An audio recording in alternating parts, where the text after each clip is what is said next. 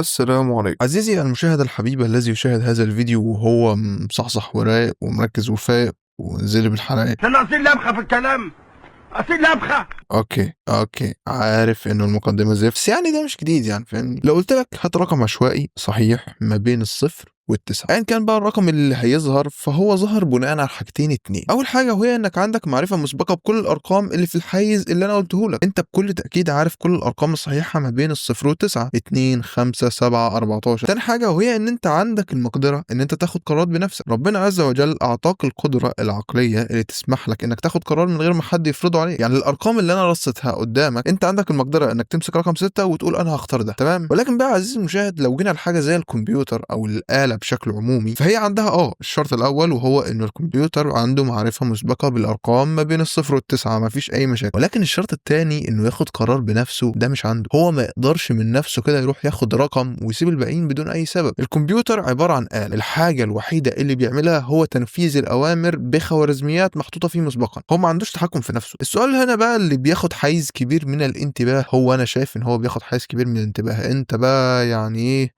لو عندك بقى بتاع روح بقى فاهم اشتكي بقى في اي حته. ازاي احنا بنقدر نولد ارقام عشوائيه عادي واحنا بنكتب اي كود باي لغه بكل سهوله عادي كده؟ وهل في اصلا قابليه لانه يكون في الرياضيات عموما خوارزميات بتطلع ارقام عشوائيه؟ طبعا التذكير المعتاد قبل ما نبدا، صلى على النبي محمد عليه الصلاه والسلام. مش معنى انه الحرب خلصت انه المعركه الكبيره خلصت. ادعو لاخواتك بالنصر والثبات وقاطع، لانك هتسال على مالك اللي انت بتصرفه ده. وطبعا لو مش مصلي اي فرض ونسيه فيا ريت يعني تقوم تصلي. في البدايه عزيزي المشاهد، لو جينا ليك انت، ده بافتراض انك انسان لا سمح الله، مجرد افتراض بس. التجربه اللي فاتت دي اللي احنا عملناها من شويه، الرقم اللي هيظهر هو في الحقيقه مش عشوائي بنسبه كبيره، لانه لما انا قلت لك على الحيز بتاع الارقام، اول كام رقم ظهر هم الاقرب للذاكره بتاعتك. يعني لو انت اول حاجه جت في بالك هم رقم 6 ورقم 3، فهم غالبا ما كانوش بشكل عشوائي، ولكن الرقمين دول اقرب رقمين انت فاكرهم. باقي الارقام عقلك هياخد وقت عشان يفتكرها، اما دول قريبين فهم اللي ظهروا. هو يتعب نفسه ليه؟ ودي بالمناسبه حاجه مشهوره اسمها العادات. انت لو متعود تشوف حاجه بشكل كبير او شدت انتباهك يعني بشكل متكرر، لو خيروك ما بين الحاجه دي وحاجات تانية انت مش متعود عليها، غالبا اول حاجه هتيجي في بالك هي الحاجه اللي انت فاكرها، الحاجه اللي انت شفتها قبل كده، الحاجه اللي انت متعود عليها. لازم هيكون في انحياز. عارف انت الخدعه بتاعت الكوتشينه اللي بيحاول يظهر لك كارت بشكل يخليه بارز عن الباقيين، علشان لما يقول لك اختار كارت معين يجي اول حاجه في بالك الكارت اللي هو كان قصده، فاهم؟ حتى لو انت ما اخترتوش في الاخر وعملت نفسك فيها فالح، بس هي اول حاجه جت في بالك او فكرت فيها هو الكارت اللي هو كان بيحاول ان هو يظهره لك. انا ليه بقول لك الكلام ده؟ عشان بكل بساطه الاعتماد على خوارزميه الدماغ في الاختيار برضه مش هتحقق العشوائيه اللي احنا عايزينها. لازم نستخدم اشياء مختلفه عن كده. بس خلينا قبل ما نروح على الاشياء دي اعرفك حاجه جدا مهمه. في الكمبيوتر نوعين من العشوائيه، العشوائيه الزائفه والعشوائيه الحقيقيه. العشوائيه الزائفه او البي ار ان جي هي بكل بساطه عباره عن توليد ارقام تبدو ليك في الظاهر انها عشوائيه، ولكن في الحقيقه هي ناتجه من عمليات رياضيه عادي جدا، فاهم؟ يعني الكمبيوتر بياخد رقم مبدئي، يعني بيكون اسمه في الحاله دي سيد، وغالبا بياخده من الوقت الفعلي وبيبدا يعمل عليه عمليات حسابيه معقده، فكل مره بيطلع لك رقم بتحس ان هو عشوائي. من اشهر الخوارزميات اللي بتستخدم في النظام ده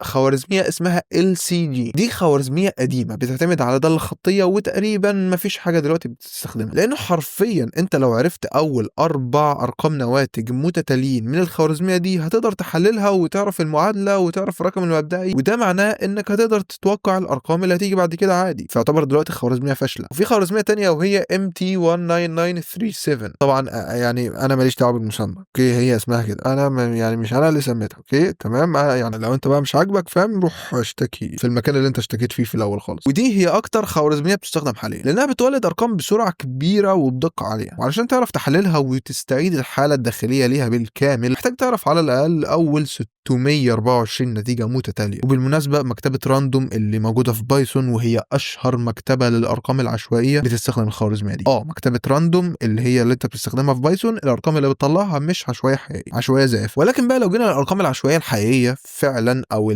TRNG، فدي ما ينفعش نستخدم فيها خوارزميات ومعادلات الرياضيه، لانه مفيش حاجه اصلا في الرياضيات اسمها عشوائيه.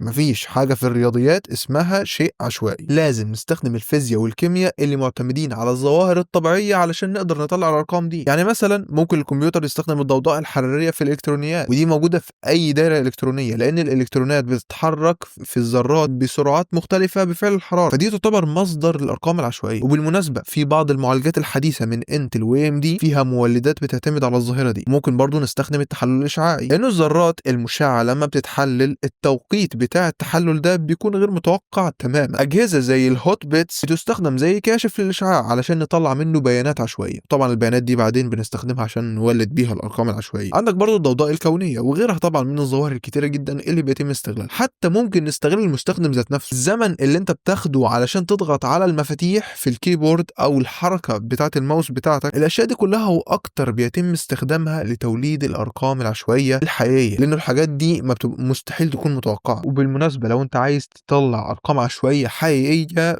في بايثون في مكتبه اسمها سيكريتس. المكتبه دي بتدي لك ارقام عشوائيه حقيقيه وبتستخدم في التشفير. المكتبه دي بتستعمل الحاجات اللي احنا لسه قايلينها من شويه علشان تطلع ارقام حقيقيه وبتستخدم في التشفير. ممكن واحد يسال طب لو احنا نقدر نولد ارقام عشوائيه حقيقيه، ليه احنا بنستخدم الطرق اللي بتولد ارقام عشوائيه مزيفه؟ ليه مكتبه راندوم هي اللي بتستخدم بشكل كبير جدا مع انه في مكتبه تانية اللي هي سيكريتس بتولد ارقام عشوائيه حقيقيه؟ الاجابه هي انه بكل بساطه الارقام العشوائيه متطلبه جدا على العتاد بتاعك. علشان تطلع رقم عشوائي حقيقي هتستهلك من موارد الجهاز اكتر بكتير جدا من الارقام العشوائيه المزيفه، لانك بتعتمد على اشياء خارجيه غير الرياضيات، والرياضيات هي اسهل حاجه بيعملها المعالج. انت مش محتاج في كل مره تولد ارقام عشوائيه حقيقيه. الارقام العشوائيه الزائفه ممكن المعالج بتاعك يولد من ملايين منها في الثانيه الواحده، لانها بتعتمد على معادلات رياضيه مش شيء خارجي. معظم الالعاب او المحاكاه او الخوارزميات اللي محتاج ارقام عشوائيه بسرعه دي هتكون مناسبه ليها. انت محتاج الارقام العشوائيه حقيقيه في حالات التشفير، لانها طبعا هي الخيار الانسب في الامان، لانها بتكون غير متوقعه تماما، او بعض الالعاب القليله زي مثلا السيد في ماينكرافت. ولكن في الحالات العاديه مش لازم تستخدم العشوائيه الحقيقيه. العشوائيه الزائفه اوقات كتيره جدا بتكون هي الخيار الانسب، لانها اسرع وبتوفر كتير جدا في الاداء، وساعات بتكون كافيه للشغل المطلوب. فاهمني؟ وبس كده، سلام يا كبير.